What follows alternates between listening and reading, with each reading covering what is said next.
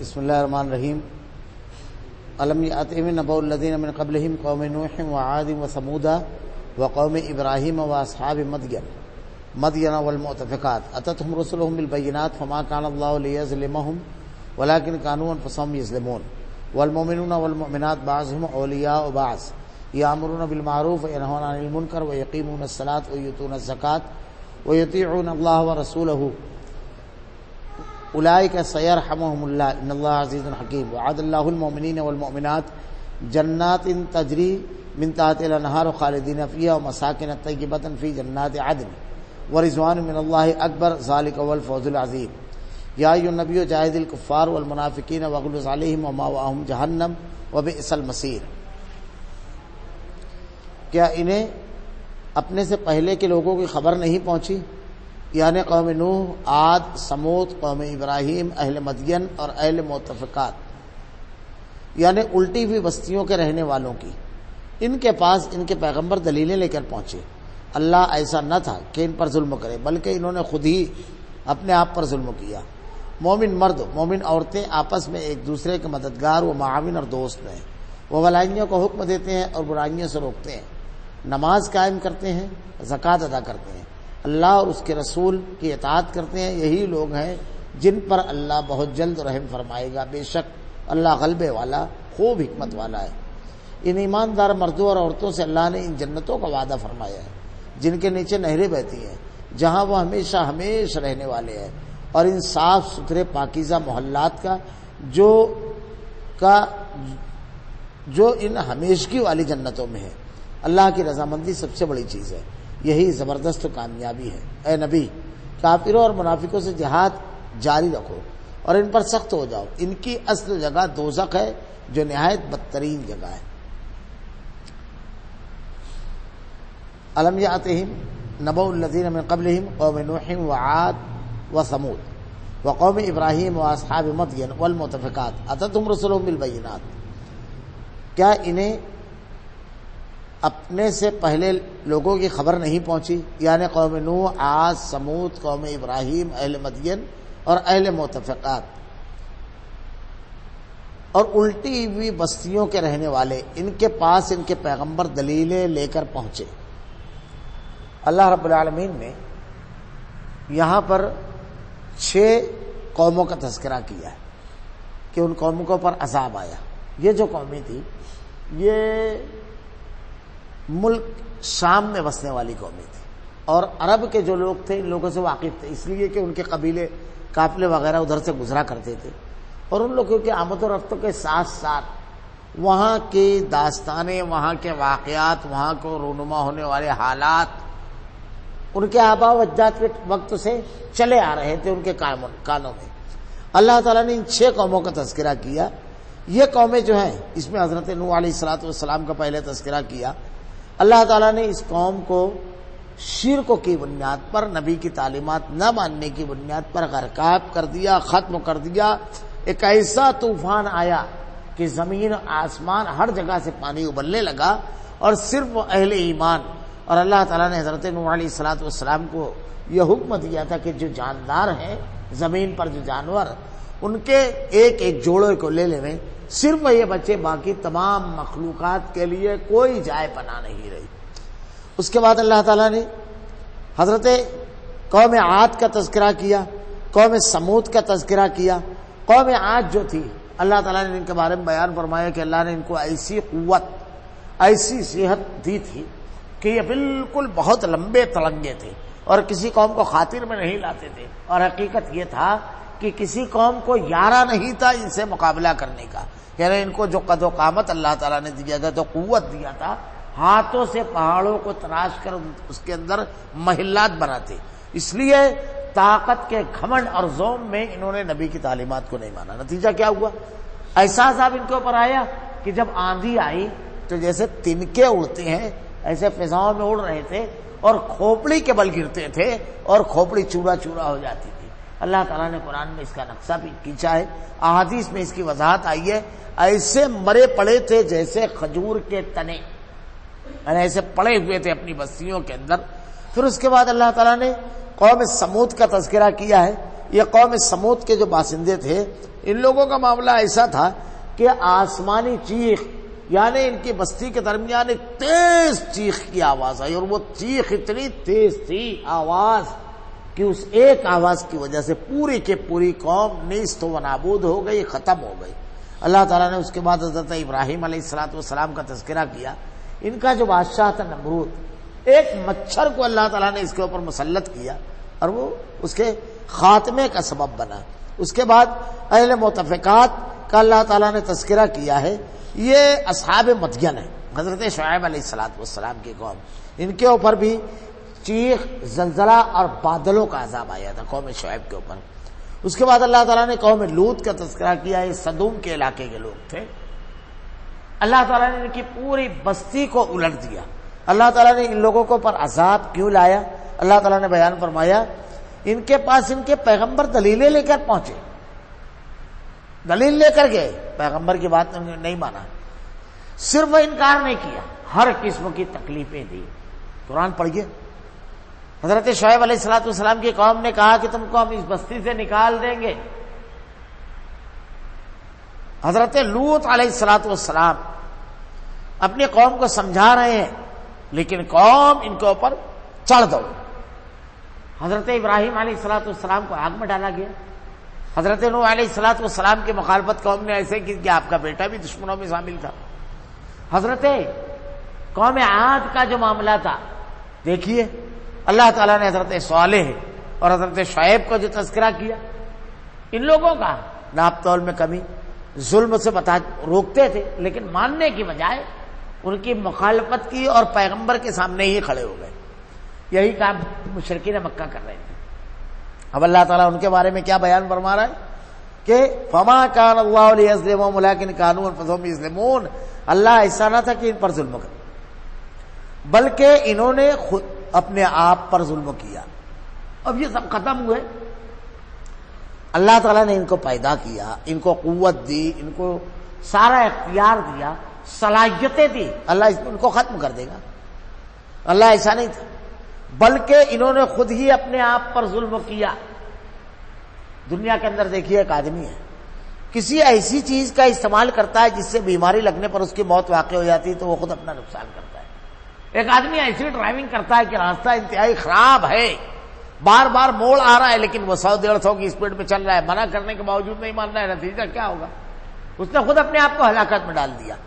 تو ایسے ہی جسمانی بیماریاں بیجا غلط چیزوں کے استعمال سے جیسے موت ہوتی ہے، ویسے روحانی معاملہ ہے کہ روحانی اعتبار سے جب بیماری لگے گی، اخلاقی گراوٹ، دینی گراوٹ آئے گی، تو اس کا انجام یہ ہوگا تم خود اپنے آپ پر ظلم کر رہے ہو، ایسے اعمال کر رہے ہو کہ اللہ تعالیٰ اس کے بدلے میں تم کو عذاب دینے والا ہے۔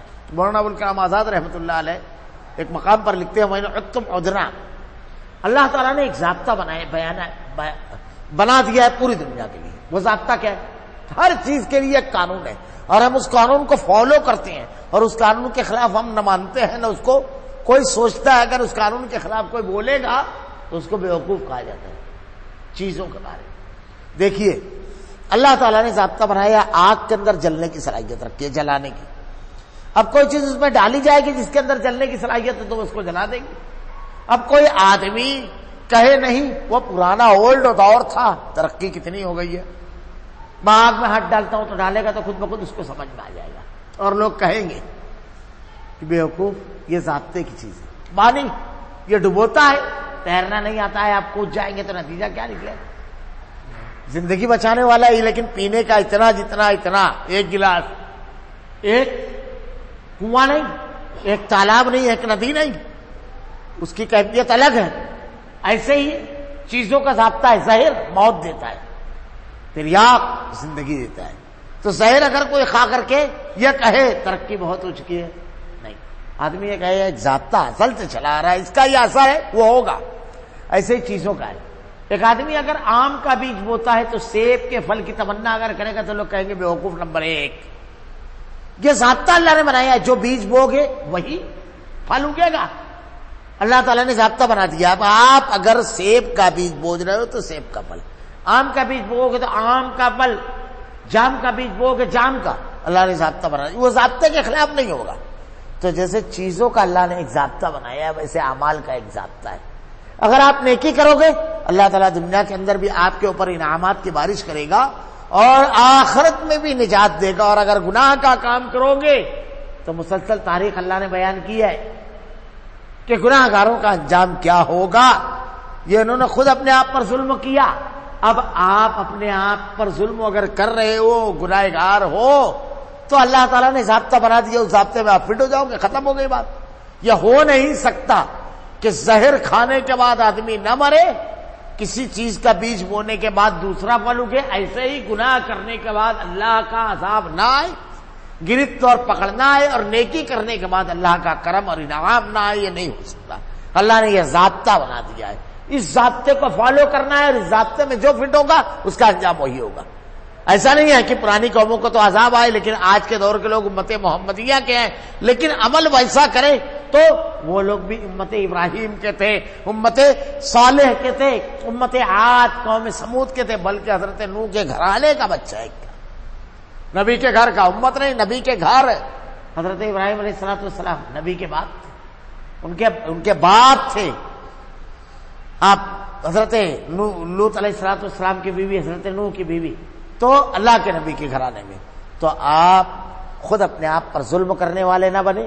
اللہ تعالیٰ نے کہہ دیا جو اپنے آپ پر ظلم کرتا ہے وہ کون ہے؟ جو انبیاء کی تعلیمات کو نہیں مانتا ہے. اب ہم اپنے آپ کو ظلم کرنے سے بچائیں گے یہ کہ انبیاء کی روشن دلیلوں کو مان لیں گے, اس لیے ہمارے اوپر ظلم نہیں ہوگا. والمومنون والمومنات بعضهم اولیاء بعض, مومن مرد و عورتیں آپس میں ایک دوسرے کے مددگار, معاون اور دوست ہیں. پیچھے منافقین کا تذکرہ گزرا. منافق اور کافر برائی اور گناہ کے کام میں ایک دوسرے کا تعاون کرتے ہیں. آج کے دور میں دیکھ لو, آپ کو مردوں کے شانہ بشانہ لیڈیز بھی نظر آئے گی. ہر برائی میں اور گناہ میں آپ کو ناچ گانا دیکھیے, دوسری فحاشی کی چیزیں دیکھیے, مرد اور عورت ساتھ ساتھ نظر آئے گی. اس کے علاوہ فرقہ پرستی دیکھیے, قتل اور غارت گری کرنے والے دیکھیے, رشوت خوری کرنے والے دیکھیے, مجرمین سب مرد اور عورت سب نظر آئے گی. آپ کو دوسروں کا مال ہڑپ کرنے والے ایجنٹ مردوں بھی ملیں گے, عورتیں بھی ملیں گی. ایک دوسرے کا معاونت کرنے والے, ایک دوسرے کے لیے راہ بتانے والے. تو اللہ تعالیٰ نے ان کا تذکرہ کرنے کے بعد اب اہل ایمان کا تذکرہ کیا. مومن مرد اور عورتیں آپس میں ایک دوسرے کے مددگار اور معاون, رحم کرنے والے, درگزر کرنے والے, معاف کرنے والے, اور اگر کوئی گناہ کا کام کرتا ہے تو اس سے روکنے والے, نیکی کی طرف بلانے والے. اگر کسی مرد سے کوئی غلطی ہو فوراً اس سے روک دیں گے. اللہ کے نبی صلی اللہ علیہ وسلم نے اہل ایمان کی ایک صفت کی بیان فرمائی ہے کہ اس کے ساتھ ساتھ جیسے بہترین بیوی کون ہے؟ جو اپنے شوہر کے چہرے پر چھینٹا مارے پانی کا اور اس کو اٹھا کر رات میں نماز کے لیے کھڑا کرے. بہترین شوہر وہ ہے. یہ معاونت کی ہے.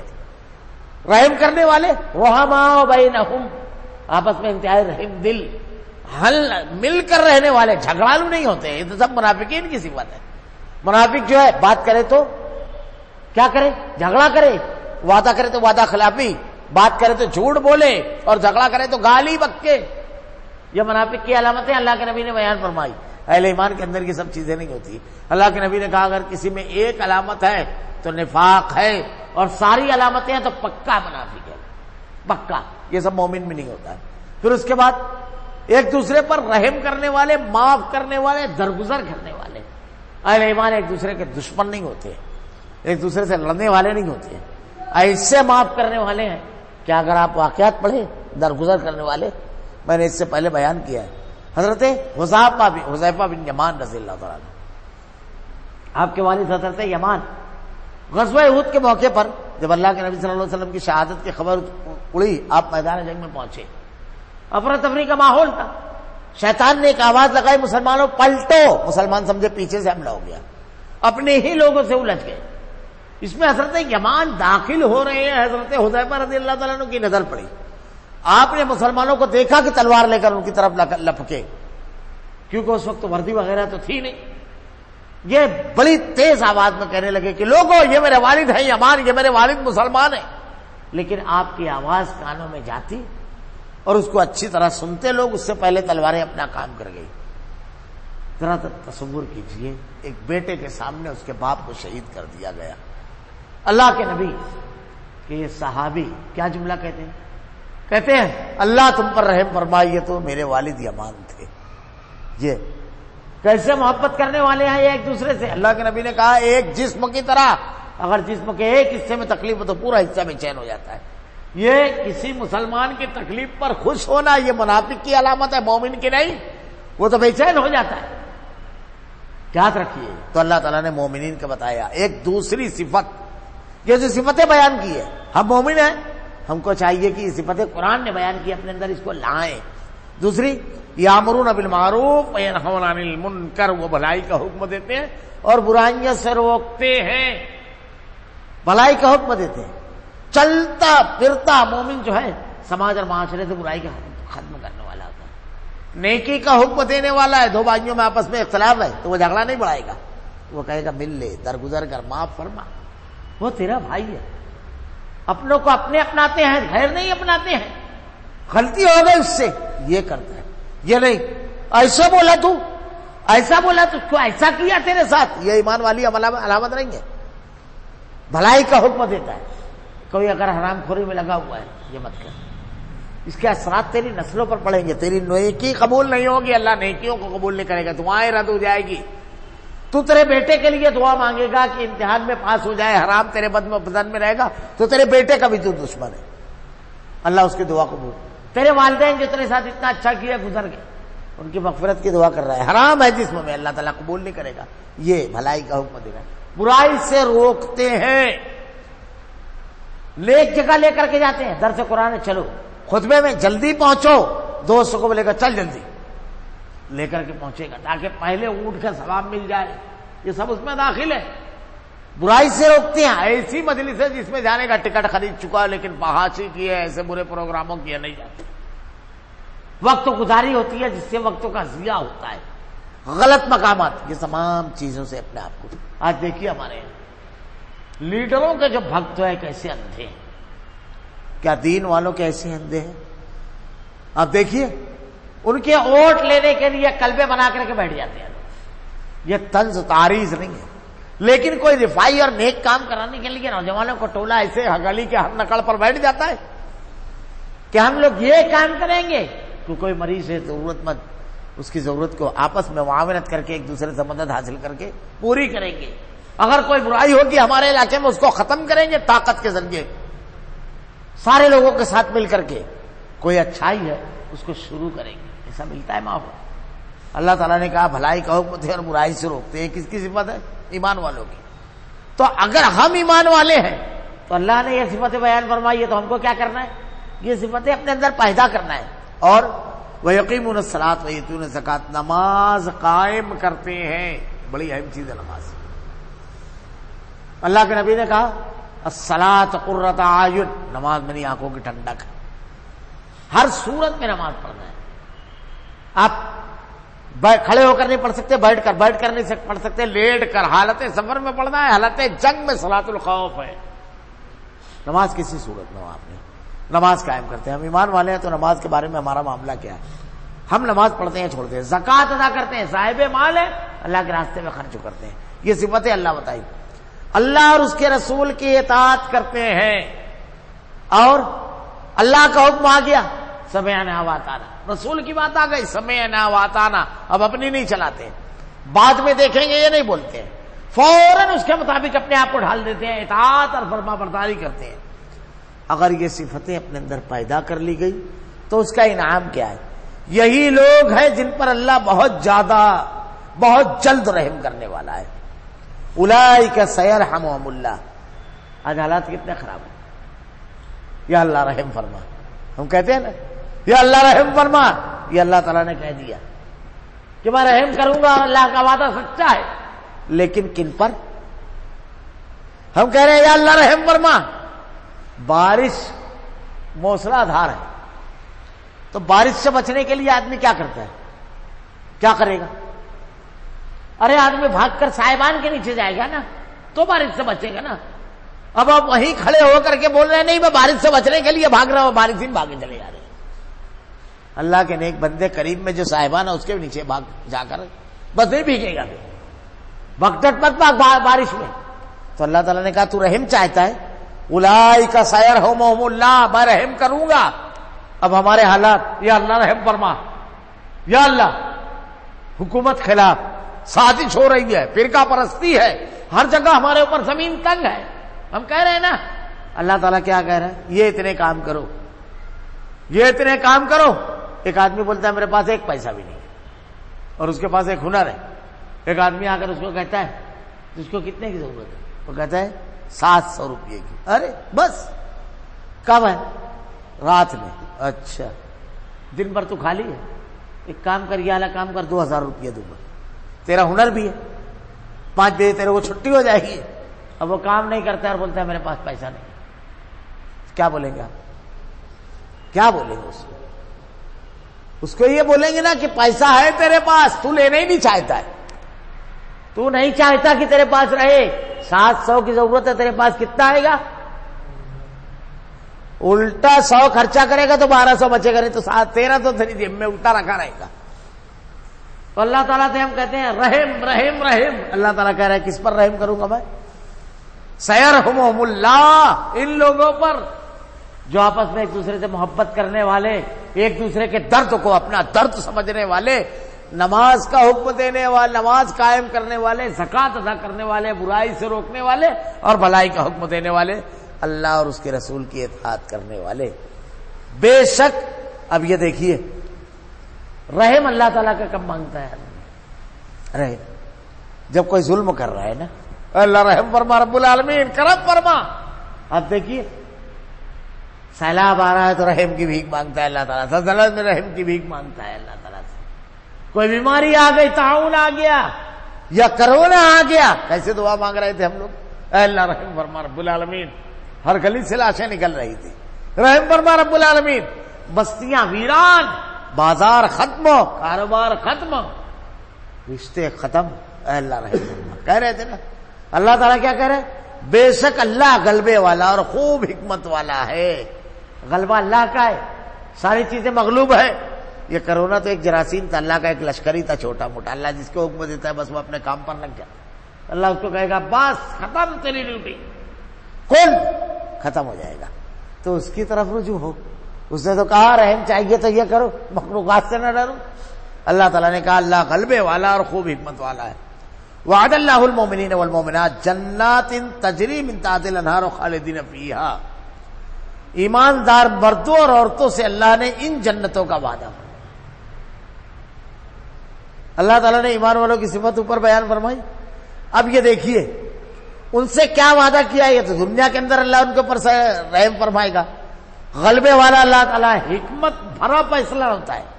یعنی کبھی ہمارے اوپر ایسے مرحلے میں امتحان بھی آئے، آزمائش بھی آئے تو حکمت بھرا فیصلہ ہے.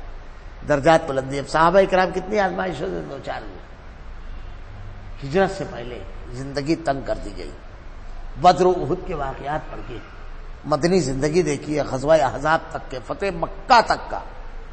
یعنی صحابہ کرام مکہ کے اندر یہ معاملہ تھا کہ تلواروں کے سائے میں اللہ کے نبی نے ہجرت کی. گھروں سے نکلنا، چھپ کر دار ارقم میں عبادت کرتے تھے. پہلی اعلانیہ عبادت حضرت عمر رضی اللہ تعالیٰ عنہ کے قبول اسلام کے بعد. اس سے پہلے دار ارقم میں چھپ کر کرتے تھے. دیکھیے چھپ کر تبلیغ کرتے تھے. معاشی سماجی بائیکاٹ سب ہوا. پھر مدینہ جب گئے، یہودی سازش، منافقین، کفار سب طرف سے ایسے کئی دانتوں کے بیچ میں جیسے زبان ہے ویسے مسلمان تھے. اب کتنی آزمائشیں آئیں. یہ دیکھیے اللہ کا رحم کیسے ہے. اللہ حکمت والا ہے. جو لوگ ان آزمائشوں سے گزرے، کیا کہا اللہ کے نبی نے؟ اللہ نے کہا الا الذین آمنوا وہاجروا وجاہدوا فی سبیل اللہ والذین آووا ونصروا اولئک هم المؤمنون حقا لهم مغفرۃ ورزق کریم. یہی حق پر ہے اور اللہ نے مغفرت کا وعدہ کیا. جو مہاجر ہے اللہ کے نبی نے کہا ان کے کسی عمل پر کوئی گرفت نہیں، سب جنتی. بدر کے سارے شرکا جنتی. کتنا بڑا انعام ملا. یہ رحم کی انتہا ہے. 13 سال کی اذیت جھیلی، ہمیشہ ہمیشہ کو جنت کا وعدہ کر دیا اللہ تعالیٰ نے. اعلانیہ وعدہ، معمولی چیز نہیں ہے. بدروں میں مسکراتے ہوئے جان دی، ہمیشہ کی زندگی جنت کی اللہ تعالیٰ نے دی. یہ دنیا کی زندگی لے لی تو اگر 14 صحابہ صرف شہید ہوئے تھے بدر میں. بس لیکن جتنے شرکا تھے سب جنتی اللہ نے کہا. احد میں 70 صحابہ شہید. اللہ کے نبی نے اعلان فرمایا. اللہ تعالیٰ نے کہا جو اللہ کے راستے میں جہاد کرتا ہوا مارا جائے وہ جنتی. تو اللہ تعالیٰ وعدہ کر رہا ہے ایماندار مردوں اور عورتوں سے. دنیا کے اندر تو اللہ تعالیٰ رحم فرمائے گا, غلبہ دے گا, خوب حکمت والا ہے وہ. اگر کچھ دن آزمائش رہے گی تو اس آزمائش کا صلہ جب ملے گا آپ حیرت زدہ رہ جاؤ گے, حیرت زدہ رہ جاؤ گے. اللہ تعالیٰ ارشاد فرماتا ہے. اور مرنے کے بعد ان ایماندار مردوں اور عورتوں سے اللہ نے ان جنتوں کا وعدہ فرمایا. کون سی جنت؟ جن کے نیچے نہریں بہ رہی ہیں. ذرا تو تصور کیجیے ایسا مکان جس کے سامنے معمولی سے ایسے بنا لیتے ہیں لوگ چھوٹی سی نہر نقلی, تو اس کا فوٹو دیکھ کے آدمی سوچتا ہے کاش یہاں پہ ایک گھر ہو, کم سے کم 4 گھنٹہ تو گزاروں وہاں جا کے, ہمیشہ کے لیے نہ ملے. ایسا فوٹو بناتے ہیں لوگ. اللہ تعالیٰ تو اس کے نیچے نہریں بہ رہی ہیں. کتنا خوبصورت ہوگا تصور نہیں کر سکتا آدمی. پانی بہ رہا ہے, صاف شفاف پانی, نیچے تک کی زمین نظر آ رہی ہے. دیکھیے ذرا, دنیا میں بہت سارے مقامات پر ایسا.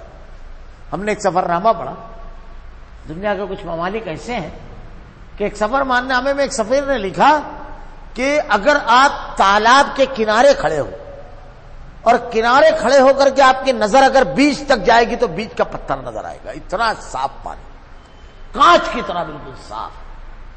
کنارے کھڑے ہو اور تھوڑا اونچائی پر کھڑے ہو جاؤ تو جہاں تک نظر جائے گی آپ کو زمین نظر آئے گی. اتنا صاف شفاف پانی. آج تو ویڈیوز وغیرہ کا زمانہ ہے, اب تو آتی بھی ایسی حیرت زدہ. یہ تو یہاں کا ماحول ہے جہاں کر تو غبار چلتا رہتا ہے, سب رہتا ہے. جنت کے وہاں سب ہے. کیسے ہوگا؟ اللہ نے کہا ایسی جنت جن کے نیچے نہریں بہتی ہوں گی, جہاں ایک دن 4 گھنٹہ 6 گھنٹہ آدمی بناتا ہے نا سکون کے لیے فارم ہاؤس, وہاں رہ بھی نہیں سکتا کیونکہ دواخانہ نہیں رہتا ہے وہاں پر. بیمار پڑا تو اسی لیے شہر میں رہتا ہے. کبھی دشمن آ گئے, کبھی لٹیرے آ گئے, بے شمار چیزیں. سہولت کیسی چاہیے, گھر سے نکلے تو بازار قریب, یہ قریب وہ قریب.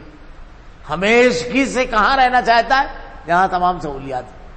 جنت میں ساری سہولت جگہ پر موجود. ہم سوچیں گے اور مل جائے گا, اور 1-2 دن نہیں, ہمیشہ رہنا ہے وہاں. ذرا تو تصور کی ٹاپ علاقے میں ہم گھر رہتا ہے تو آدمی بڑا خوش ہوتا ہے. یہ تو تصور کے بالا ٹاپ. یہ اللہ تعالیٰ انعام بتا رہا ہے کہ کیا ہے, ہمیشہ رہیں گے. خالدین فیہا ومساکن طیبۃ فی جنات عدن. اور ان صاف ستھرے اور ان میں صاف ستھرے پاکیزہ محلات کا جو ان ہمیشگی والی جنتوں میں ہے. ورضوان من اللہ اکبر ذالک هو الفوز العظیم. اللہ کی رضامندی سب سے بڑی چیز ہے. اللہ تعالیٰ جنت میں بے شمار چیزیں دینے کے بعد ایک انعام جو دے گا, اللہ تعالیٰ پوچھے گا کچھ اور, بندے کہیں گے اللہ سب کچھ تو دیا. اللہ تعالیٰ کہے گا کہ میں نے اپنی رضا دے دی, ہم تم سے راضی ہو گیا, کبھی ناراض نہیں ہوگا کیونکہ اب تم کوئی ایسا عمل ہی نہیں کرو گے جو ناراض ہو جائے. اللہ کی رضامندی مل جائے گی. یہی زبردست کامیابی ہے. اب ہم کامیاب ہونا چاہتے ہیں دنیا میں بھی اور آخرت میں بھی. فارمولہ اللہ نے دے دیا ہے. اب بیمار پڑے ہیں تو دوا استعمال کریں گے تو اچھے ہوں گے نا. اب دوائی نہیں استعمال کر رہا ہے, مولانا کے پاس جا رہے, حضرت کچھ حل نکالیے, دعا کیجیے. آج دعا ہے, مجلس دعا کی. ارے اللہ کے نیک بندو, وہ تو دعا کرنا ہے لیکن عمل کے بعد. دعا کا یعنی دوا کھا ہی نہیں رہے اور بسم اللہ پڑھ کے پانی پیے جا رہے ہیں. ارے بھائی, اللہ کے نبی نے کہا ہے بیماری اللہ نے اتاری ہے تو اس کے مرض کی دوا بھی اتاری ہے. بعض کو ہم پا لیتے ہیں, بعض کو نہیں پا پاتے, تو دوا کا استعمال کرنا. آپ گر رہے ہو, جھوم رہے ہو, کیا ہوا؟ بولے 2 دن سے سوئے نہیں. تو سو جا, اللہ کے نیک بندے, جھومے گا نا. فارمولہ اس کا جو دیا ہے اس کو استعمال کر. کمزوری بہت ہے, کیوں؟ بولے 2 دن سے کل سے کھایا نہیں. ارے تو کھا, ہے پہ تیرے پاس تو یہاں رحم چاہتا ہے اللہ کا, ملے گا, پریشانی دور ہوگی. یہ کر, ختم ہو جائے گا مسئلہ. جب بالکل فارمولہ فارمیٹ کیا ہوا ہے, اس فارمیٹ کو آپ استعمال نہیں کریں گے. اللہ تعالیٰ نے کہا آخرت میں یہ انعام ہے. اب ہم میں سے کون شخص ہوگا جو ایسے انعام یافتہ بندوں میں نہ ہو، اللہ کا رحم حاصل کرنے والے. اللہ تعالیٰ نے فارمولہ دے دیا، ہم کو کوشش کرنا چاہیے کہ ہم اپنی زندگی میں اس فارمولے کو فٹ کریں تاکہ کامیاب ترین ہو جائیں. یا ایھا النبی جاہد الکفار والمنافقین واغلظ علیہم ومأواہم جہنم وبئس المصیر. اے نبی کافروں اور منافقوں سے جہاد جاری رکھو. کافروں سے جہاد، منافق یہ تو پہچانے میں نہیں آتا ہے، بعض مرحلے پر منافق کھل جاتا ہے، اللہ کے نبی کے دور میں بھی کھلے. اور پھر ایک چیز اور ہے، یہ منافقین کی خصلتیں سب بتا دی اللہ تعالیٰ نے. مسلمانوں کے درمیان مقابلہ جب رہے گا تو پھوٹ ڈالیں گے، ان کے حوصلے توڑیں گے، ایسی خبریں لے کر کے آئیں گے. دعوت کا کام کرنے والوں کو کیا ضرورت ہے بیوقوفی کرنے کا؟ بینڈ کر دیا نا گورنمنٹ نے،